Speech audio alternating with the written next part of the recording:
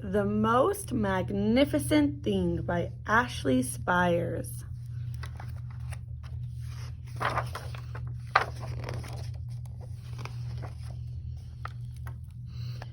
This is a regular girl and her best friend in the whole wide world. They do all kinds of things together.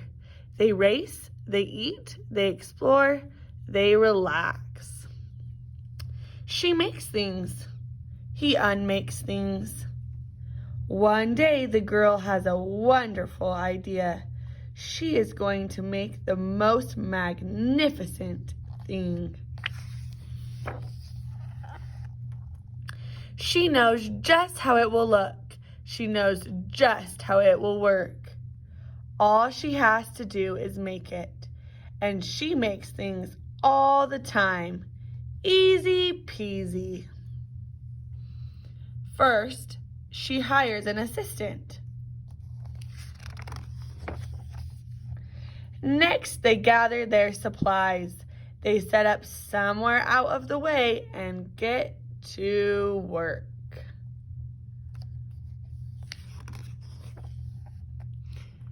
The girl tinkers and hammers and measures, while her assistant pounces and growls and chews. When she is finished, she steps back to admire her work. She walks around one side. Her assistant examines the other side. It doesn't look right. Her assistant picks it up and gives it a shake. It doesn't feel right either. They are shocked to discover that the thing isn't magnificent, or good. It isn't even kind of sort of okay. It is all wrong. The girl tosses it aside and gives it another go. I wonder what they're trying to make. She smooths and wrenches and fiddles. Her assistant circles and tugs and wags. When she is finished, she stands up and takes a long look at it. Her assistant gives it a nudge with his paw. The thing is still wrong. She decides to try again.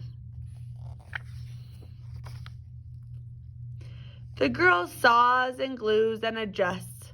She stands and examines and stares. She twists and tweaks and fastens. She fixes and straightens and studies.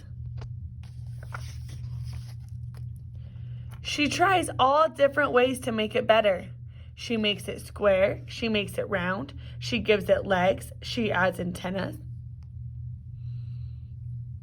She makes it fuzzy. She makes it long, short, rough, smooth, big, small. One even smells of stinky cheese, but none of them are magnificent.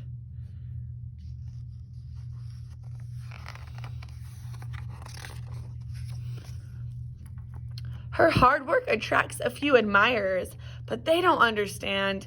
They can't see the magnificent thing that she has in her mind. She gets mad. Uh-oh. The angrier she gets, the faster she works. She smashes pieces into shapes. She jams parts together. She pummels the little bits in. Her hands feel too big to work, and her brain is too full of all the not right things. If only the thing would just work.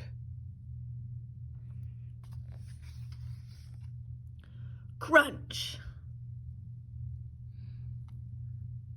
The pain starts in her finger. It rushes up to her brain and she explodes.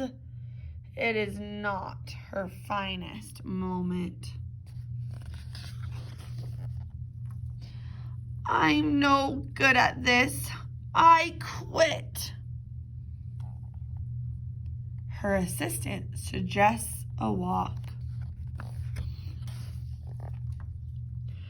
It's not much help at first. But before long, she starts to feel different. Bit by bit, the mad gets pushed out of her head. As they stroll along, she comes across the first wrong thing she made. The bad feelings are about to start all over again. Then she notices something surprising. There are some parts of the wrong things that are really quite right. The bolts on one, the shape of another, the will to seat ratio of the next. There are all sorts of parts that she likes. By the time she reaches the end of the trail, she finally knows how to make the thing magnificent. She gets to work. She works carefully and slowly, tinkering, hammering, twisting, fiddling, gluing, painting. Her assistant makes sure there are no distractions. This is the perfect thing to ward off bears. This will stop that leak. This one's all wet. The afternoon fades into evening. Finally, she finishes. She alerts her assistant. I wonder what that is. The pair take a good long look. It leans a little to the left, and it's a bit heavier than expected. The color could use a bit of work too, but it's just what she wanted. They climb aboard and take it for a spin. They are not disappointed.